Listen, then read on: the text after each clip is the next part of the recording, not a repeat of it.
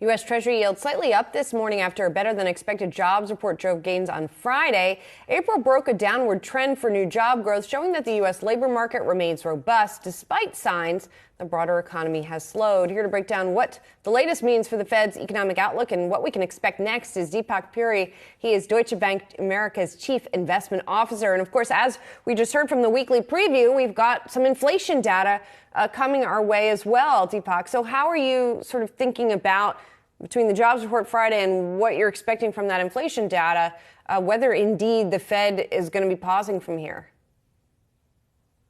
Good morning, Julie. It's a tough call, right? I think the easier job for the Fed was to increase rates. Now the pause, which is pretty much what they telegraphed last week, is going to be a much more trickier time frame because there's going to be a lot of push and pull from data. When you look at purely from an inflation perspective, and we're going to get more insight later this week, you're going to see that the core inflation data is still very high. It has started moderate, but at a higher level from Fed's comfort zone. So there's no reason for the Fed to really start cutting rates anytime soon. On the other hand, the money supply has started to go down. There's a credit crunch with the regional banking crisis.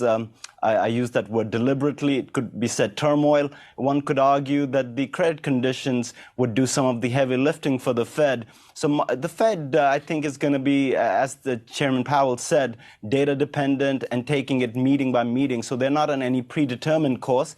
Obviously, the one disconnect here, Julie, is that the market is expecting close to 2 to 3 rate cuts by end of this year. And, our expectation is that the inflation's still so high, it doesn't seem warranted for the Feds to, start cutting rates anytime soon. Is there perhaps playbook for people who are looking to position their portfolio in order to not necessarily fight the Fed, but perhaps fight off the rest of the market's anticipation and just outperform kind of the broader sentiment that's out there? Yeah, it's a good question, Brad. I think a couple of things to note. Since early April, the S&P has really been on a 1% move. You haven't really seen the volatility in the S&P the way the macro data or even, we're in the middle of the earnings season would suggest. So that tells me that the market's a bit complacent.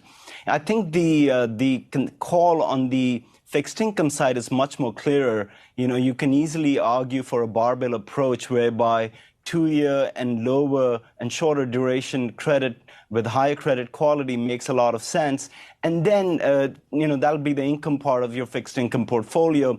And then to hedge yourself against any potential, downturn that we might experience later this year, you can go a little bit longer. When you look at the belly of the curve, it seems a little bit more richly valued. So from a fixed income perspective, I would suggest this barbell approach. On the equity side, as we were talking, the macro conditions are a little bit more benign. We wouldn't be really a big risk takers at this point, given what the macro may tell us in the next coming months and quarters. So slightly cautious. Having said that, a bit of a large cap bias, a bit of a quality bias is to be warranted. And maybe also look outside of the U.S. I think Europe is having its moment, and so is Asia in some regards. And I want to circle back around to the regional bank issues that you referenced as sort of doing some of the heavy lifting for the Fed. I guess that it's still an open question just how heavy that lifting will be. We're going to get the senior loan officer survey this afternoon, which should give us some early glimmers of what could be happening on the lending front. But it feels like we keep thinking it's sort of over, and then we see another downturn, although the shares have now rebounded for a bit. Where do you think we are in that situation? And is this a crisis that now the market is creating rather than one that is a fundamental one? No, I think the market's responding to the fundamentals here. I think the sluice is going to give us more insight, but it's a quarterly data. So just like, we're getting used to a lot of high-frequency data from the pandemic years, I think H4 and H8, the Federal Reserve balance sheet data that comes every Friday, has become my eyes and ears in terms of where what kind of lending is being done by the, by the discount on the window side. So that's important. What's the sluice is obviously going to be important. For me, I think we have yet to see really the fundamental deterioration in credit conditions, especially when you look at the regional banks where they have a lot of a big exposure on commercial real estate, residential lending. We really don't know, Julie. It's a little bit premature to see that has reached a trough point. So hence a little bit cautious approach there. And I think rightly so, the Fed also alluded to it, that given that credit crunch that we expect to see in the forthcoming months and quarters, it might be warranted to have this optionality of going into a pause come June meeting.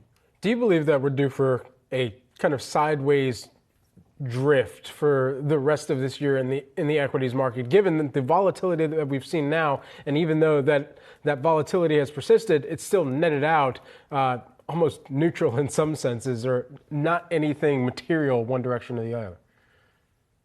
Yeah, I mean, to be honest, if the year ends right now, I think most people won't be too unhappy about it. You know, NASDAQ is over 16%, S&P close to 8%. Not a bad year, you know, given that the Fed has just embarked on one of the most aggressive tightening cycle in almost 40 years. So, you know, the sideways looks like the best case scenario for the time being.